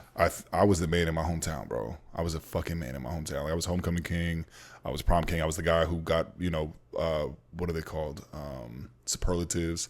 Like, most likely to become famous. Like, I was that guy. Yeah. And so, like, I know for a fact if I would have stayed in my hometown, my life would be way different. Yeah. And so kind of having that, like we were talking about before, that like that anxiousness of like knowing who you could be versus who you're working to be. I'm never going to be who I want to be, right? I'm going to always be working towards something, towards some goal, but like in the best, most positive way of goalpost moving, I'm going to do that to myself. Yeah. Because I've failed at things in life, but I've never stopped. You know what I'm saying? Like there are things like that. That's why I think that I couldn't be corporate, because I did interviews with people and they're like, all right, well, tell me about like a failure. And I'm like, no, I've never failed anything. And they're like, what? And I'm like, no, I've never failed anything. Like I've never done anything. Or like I failed math. And people are like, all right, bro, like you're 10 years outside of high school. You know what I'm saying? 10 years outside of college. Like we're not asking you about academics anymore. You know what I mean? Like shit like that doesn't apply to the real world. But like for me, just like realizing I could have had it real easy, you know, like if I would have just went right instead of left a few times and just stayed on whatever course I could have had just being back home. And I probably would be happy. You know what I'm saying? I think I love my bar back home. I love walking in there and seeing those guys. And I love my neighborhood and walking to the butcher shop and like walking down the avenue that I grew up on and just like going to the Chinese food store and like doing like that like repetition, right? Where like that routine, like I could find myself doing that and I probably would have been pretty happy with it. You know what I mean? But the world offers more. And I think that to the people who aren't scared to get kicked in the mouth and get back up, that it's always going to be more rewarding.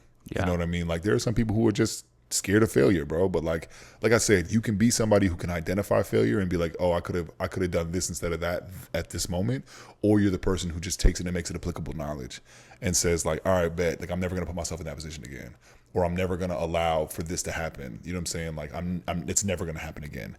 So I won't consider that failure. You know what I mean? I consider that a learning experience. And if you make it again, or you find yourself like habitually making these same mistakes, then that could be where you teeter on failure. You know what I mean? Because you're not learning nothing, you're not doing nothing, you're not changing nothing.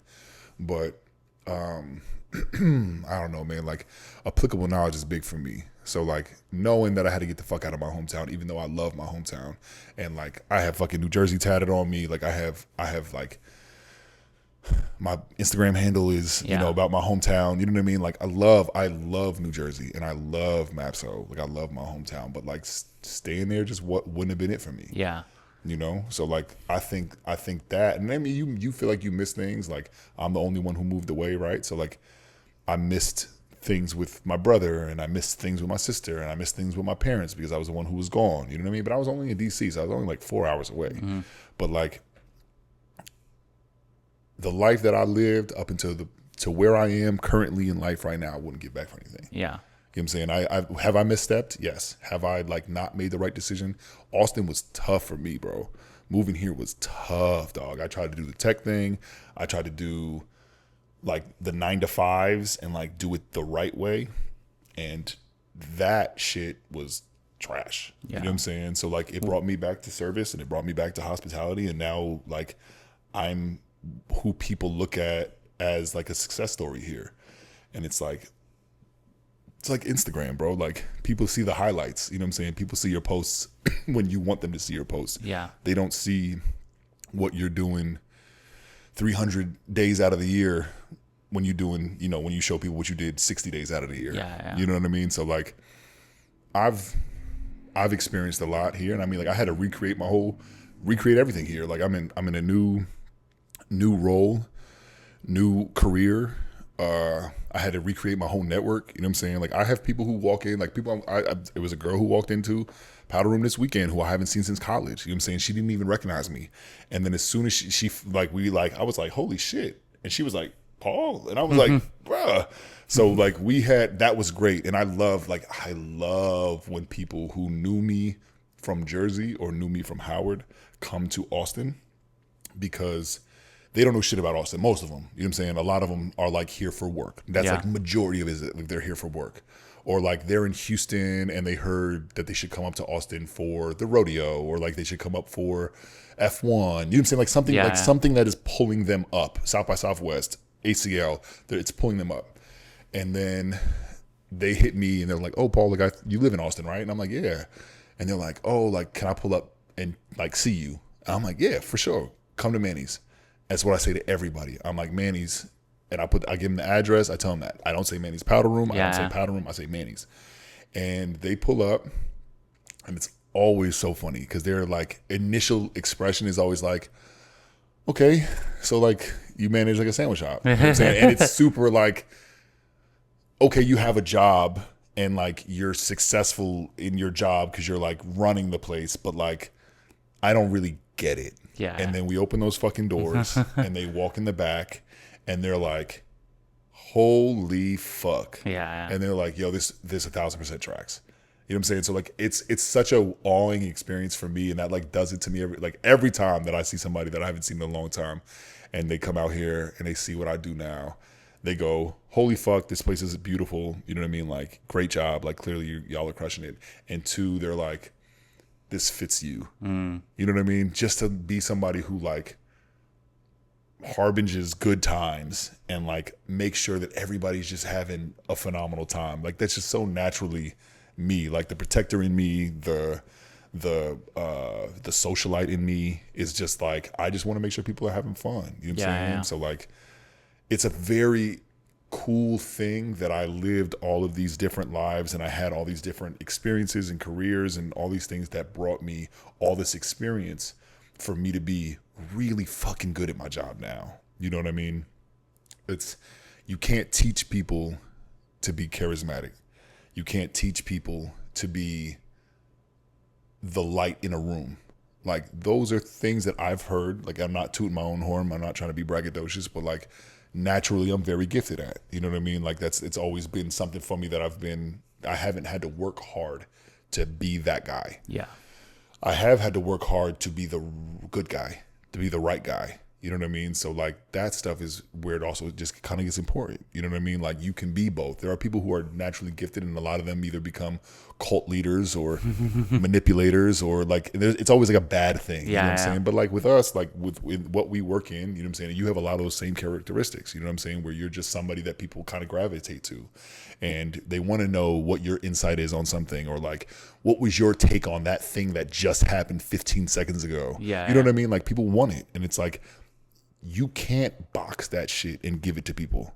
You know what I mean? Like you can't. Like, so for me, like just taking the moments in to be like, all right, bet I may never have the right answer, or I may never have the right answer for everything that I'm doing, but the applicable knowledge and all the things that I've done before have brought me to this situation, and I'm in the right place right now.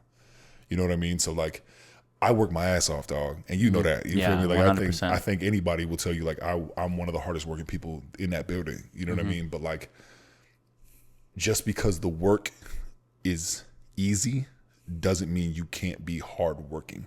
Yeah. At the work. That's easy. You know what I mean? Like I make the work look easy because I care and I spend a little more time, and I'm stoic, bro. Like people come in, I'm not sweating. I'm not out here like losing my shit and yelling people, drinks are fucking dying in the past. Like we're fucking table times. You know what I'm saying? Like, let's fucking flip. Like this is never gonna be me. You know what I'm saying? Like I'm fucking cool as a cucumber, dog. Yeah. So like I will speak sternly and I will raise my voice so that people know like, hey, this shit needs to get done.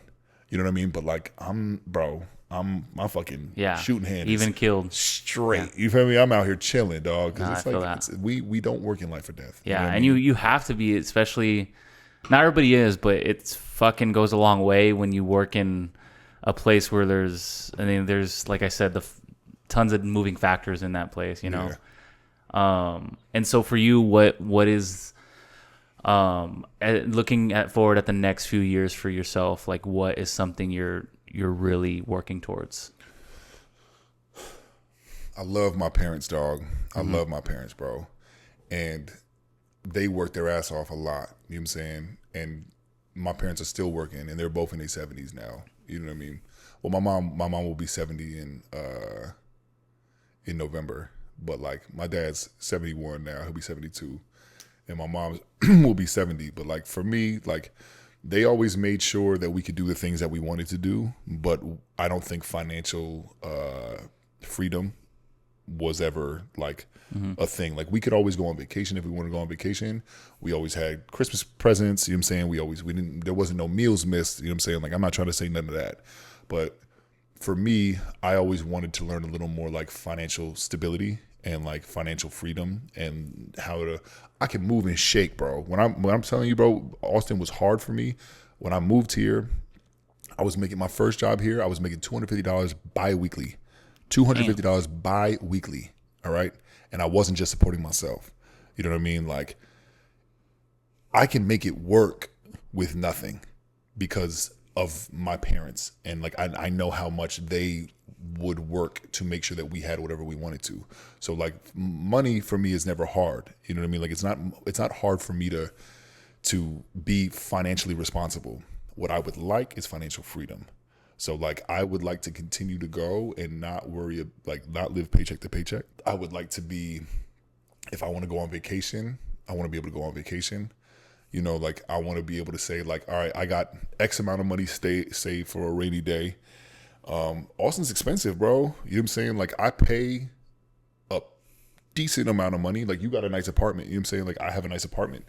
Like if you want to live nice in this city, it costs some money. You know what I'm saying? So like, I just want to find myself for the first time in my life as an adult. Like I just want to kind of find that financial freedom to be like, I'm good. And not having to think about something like it's not fuck you money, but it's like, I'm not gonna second guess. Yeah. Oh, should I do this? Could I go out tonight? You know what I'm saying? Can I go out this weekend?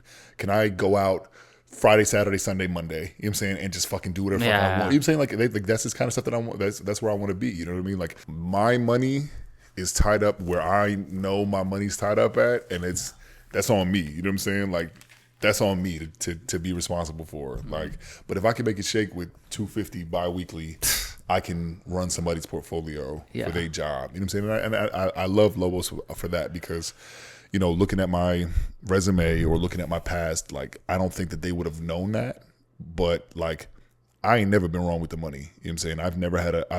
I've never been short a dollar. You know what I'm saying? And that's a part of it too, right? Where you want to have that financial stability and you want to have that financial stuff, but like if I could run a fucking $7 million place, you know what I mean? I want to be able to do it for myself. And like, my aspirations are not to have a powder room, you know, like I have no issue. I have no desire or want to have a powder room. I think that learning how to run something like that's so fast paced and so in the moment and so like quick turning tables and stuff like that. Like I completely understand why these culinary geniuses and these like 5-star Michelin chefs are like, I want a 10 top restaurant. Yeah. You know what I'm saying? I want 10 seats and that's it. You know what I'm saying? I'm going to serve whatever the fuck I want. And when I'm done, I'm done. You know what I mean? Like, that's what I would want, dog. Like, I would want a place where the fucking Jets are losing on Sundays, and I'm gonna watch. You know what I'm saying? And but people are there to have a good time, and you know what I mean. Like I'm not trying to open a Death and Co. You know what I mean? Like I would be cool with no taps. You feel me? No taps. I ain't doing tap beer. Yeah. Like I would be cool with like shots and beers, and then a menu that has like some ode to the classics. You know what I'm saying? Like I'm gonna have a Naked and Famous. I'm gonna have like stuff like that to be able to do classic cocktails and do nice cocktails, but like not pretentious. Yeah. Like I miss me. You know what I mean? Like I'm still a Miller High Life guy. You know what I'm saying? Like I drink mezcal soda water. You know what I'm saying? Like I'm not out here going like, oh, everywhere I go, I need to try everybody's. If we go to a nice place, I want to try your Naked and Famous, right? I want to try your mezcal drink of choice. Like as long as it's not just like a ball of tahini dropped in the bottom of it. They're like, oh, this is how we do it here. Like I don't give a fuck about that. You know what I'm saying? But like my aspirations are to have something of my own. Yeah. You know what I mean? And put my name on it and have people come through for the strength of me. Like, because people come through the battle room for the strength of Jason and Eric and Grace and Lobos and what Lobos has created. And I think that we have all made it our own, right? Like anybody who works there are people who are return customers. There are people who are return guests that come back and see us because of what we do. But like, that ain't us, and it may never be. You know what I'm saying? Like I would love to stay with Lobos as long as I could. You know what I mean? I think that they would be happy to keep me employed. You know what I mean? I think I've done well for them, and they've done justice by me too. So like it's very mutual for me and them. But if after we open the next place and it takes off, and then maybe I open another one for them and another one for them. And then maybe be like, yo, seed me. You know what I'm saying? Like, give me some seed money and let me open my own shit. You know what I mean? And it'd be under the Lobos umbrella, but it'd be my own shit. Yeah. You know what I mean? Where I'm running it my own. Because that's my trajectory right now. You know what I mean? I'm going to go to ASC, and I'm going to be, from my understanding, they're going to make me AGM over there. And that's the next step for me. And to go from bartender to ops manager to AGM in less than a year and a half, that's a big fucking jump trajectory wise in your career. You know what I mean? And I've never been monetarily motivated. I've never been title motivated. Like I haven't. But it's nice to get it. You know what I mean? Like it's something that I've never tried to achieve, to have it and be able to slide somebody my card and then be like, and then turn it over and be like, oh shit. Yeah. You know what I mean? 'Cause it says Manny's on the front of our stuff. So like people see it and they're like, oh, Manny's, that's cool. Like, and then like I watch them turn it over and I see that fucking light bulb go off and they're like, oh, this guy's the guy. This is Powder Room. This is the Powder Room guy. You know what I mean? I'm like, all right, but like, I'm Paul, by the way. Yeah. You know what I mean? Like, just regular shit, dog. Yeah. No, I feel that, bro. Yeah. And just judge, I think, especially like I feel like we have so many similarities, especially like that. Especially leaving the hometown, because like there's I'm not gonna sit here and say like I fucking was king of El Paso, like by any means, no at all, but like I knew a shit ton of people. I mean, I got to interview the mayor at one point on the podcast. Like it went very well, and like obviously my family owns a spot out there, and just in the industry, like I'm very tapped into that. Yeah. So for me leaving out here and like essentially starting from scratch, it's like I can definitely relate to you on that. But I feel like I'm very blessed in a way to, you know what, like have someone like you who's done that same thing. And like I said, bro, like you've guided me in so many ways that I'm thankful for. So, and bro, I mean, I think we're gonna continue to do like some really great shit, you know. Yeah, I'm thankful for you, dog, for real. Like I appreciate you because you give me perspective on things. You know what I'm saying? And if I can instill anything else in you, is that reach as you climb, right? So like always reach back as you climb. Yeah. And as you go, take somebody with you, bro. And like I will work my ass off so that your trajectory and your like path is a little easier. You know what I'm saying? I want to chip away at those rocks.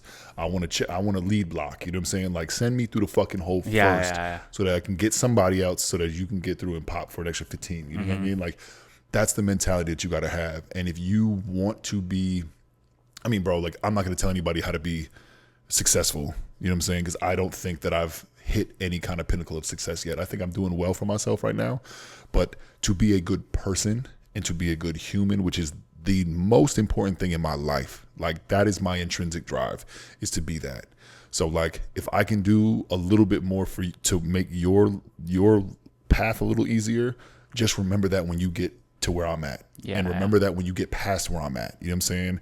And you got your own shit and you're George Clooney on fucking Casamigos, you know what I'm saying? Yeah. And you're blown up and you do your whole thing, you know what I'm saying? But just remember that there was somebody else, you know what I'm saying? Or that there's somebody who's in your shoes who's trying to do exactly what you did. Yeah. And if the good thing to do is if they're genuine and you have that conversation, you have that connection with them, to be like, all right, you're not just some fucking little snake who's trying to, you know, slither their way into whatever. Yeah. You're actually determined and you have the good work ethic and you're dependable and you have all the right, those installations that you're like, bro, I see myself. Take that person and make their life easier. You know what I'm saying? Because it's only gonna, it creates a better environment. It creates a better future. Yeah. It creates a better, it creates humility. We're in a world where I think a lot of people have kind of lost that. You know what I mean? Like a lot of people are just, everybody's a self-starter. Everybody did it themselves. Everybody's like, oh, well, no one can tell me shit. Fuck that, bro. It's such a village, bro. Bullshit, It's a village, dog. Like, and I will always be of the village. You know what I'm saying? Like, I'm going to make sure that my community is proud of the person that I have become. And my community will grow with the people who I include. And my community will cheer for the people who will come from my tree. You know what I'm saying? Yeah. Where it's like everybody has their trees of like, oh, this person came from that and they person came from that. And it's like as Lobos gets bigger and as the like hospitality gets bigger in Austin, because hospitality here is also very it's nuanced. It's so young and juvenile here that like everybody who's trying to be something is like growing up a little bit at a time, right? So like you get the right people in and it boosts you up, guys, a little bit. And do you more. feel like Lobos is like, we're young, bro. Lobos is, I don't even think 2 years old. You feel me? Like, so we'll see what happens when Austin Sports Club opens. We'll see what happens after that, because Austin Sports Club is only the first thing that we've like put word out that we're opening. You know what I'm saying? There's some things in the works. As you go, and if you decide that hospitality is it for you, and you know, like you want to stay in this, and I think the Sotal will definitely be, it will help you decide. You know what I'm saying? Because if that becomes a cash cow and you become a recluse and you say like, yo, I'm good. Like, I don't want to work ever again. Like, I'm just going to let my shit make money. Yeah. See, I know for a fact that's not me. Like, definitely like, I don't know, because the thing is, my partner's like that. Like, this shit like goes well. He don't mind like stepping off. For me, it's like, don't get me wrong. Like, especially now, I'm financially motivated. That's not all I do it for, but I've been more financially motivated than I have before, because I feel like a lot of it is like I've tasted it a little bit and seen it. So it's like, oh, the freedom that I've seen people have is like, I want to experience that. And a lot of it's my parent, like I resonate, because I look at my parents, I'm like, I know it seems pretty simple, like so simple, but I want to get to a place where like, if I go out to dinner with them, I'm picking it up. Yeah, the card's mine. Yeah. Yeah. And I mean, I could do that, but it's gonna hurt. You know, I want to be to a place where like, no, I'm taking my parents, I'm taking everybody. You know, and we're going on a trip too. Like, so that's why I'm financially motivated. But like especially when it comes to like the Soto and everything, like, depending on, we'll see how it goes, and like I'm gonna work my ass off to make sure like we do everything in our power to make it successful. But I feel like for me, it's so much more beyond that. It's like, I want to make an impact in some way. And I don't even know the extent of that, but I just know like, I don't want to just be regular, you know, that's my big thing. Like, I don't want to just be out here just living with no intention whatsoever. I can see that. You know? And I think that's one of the reasons why, like, and I'm, as respectfully as I say this, like I one of the reasons why I was like, I want to make sure that I take you under my wing. You know what I'm saying? Because it's like, you see people who genuinely can be something great. You know what I mean? And there are people who just squash that, and they're like, look at it as competition. You know what I mean? Where I'm not trying to compete with nobody. You know what I'm saying? Like, the people who don't like me, the far and few between people who don't like me because of me. They like me because of their projection of me that they create. Yeah. You know what I'm saying? And you can't help that, bro. You know what I'm saying? You gotta let that shit go. The healthiest thing that you can do is identify those like human strengths and like core values that you see in somebody and be like, bro, I'm gonna take this person and make sure that they get where they want to go because it's important for me. You know what I'm saying? The success of somebody else is important for me. Like I said, bro, I'm a fucking offensive lineman, dog. Yeah. Like I don't give a fuck about scoring. You know what I mean? I don't care about me scoring. I care about us scoring, about us winning. You know what I mean? So if I got to do the dirty work to make sure that a motherfucker get an extra 15-yard pop, I'm gonna do it, dog. You know what I mean? But it's like when you see people, especially in the world, like you see good people who are good humans, and you want to help them survive, and you want to help them strive and live, and not just be bogged down by finances and the real world and all types of shit. You know what I mean, bro? Like that shit is important. Yeah. And if I wish more people would just kind of take the opportunity or take the moment to just say, yo, the world is so much more than just this thing. You know what I mean? Like I spoke about it earlier, just like in terms of like focusing on the moments, but also like holistic views, right? Like what's the big grand scheme picture of things? I want this place to be better than when I got in. You mean? Like I want the world to be a better place. And right now, with where I am, I can affect the lives of the people who I'm around. You know what I'm saying? And as I go up, hopefully it'll be more people. And, you know, if I open my own shit, hopefully I can start a foundation and like give back to the community, give back to the kids, like do the shit that I was doing 10 years ago. You know what I mean? Because all that stuff is important for me. You know, like I like what I do now. I have love for hospitality. I have a new found like fire that motivates me to be good at what I do now. I just want to make the world a better place as well. Yeah. You know what I'm saying? Like, and have that impact, and people will be like, now whether it's, oh fuck, like if you give your resume to somebody and you're like, oh, you fuck, man, you worked with Paul for fucking 2 years, oh, I know you're gonna be solid. You know what I mean? Like that's what you want, right? So it's like, if that's what I can control right now before I got my own thing and set up my own thing, then I'm gonna do that. Just put the best like literally just do the work to be where you want to be, and not focus on yesterday and not focus about next year. You know what I'm saying? Like enjoy the moments while you in them, you know, and do all the shit that you say that you're gonna do, and be the man that you want to be. Because bro, it's tough, man. Like waking up in the morning, the hardest thing to do is decide to be good. You know what I'm saying? Because you can be bad. It's super easy to be bad, my boy. Yeah. You know what I'm saying? So like waking up in the morning and just deciding to do the right thing and be the good guy.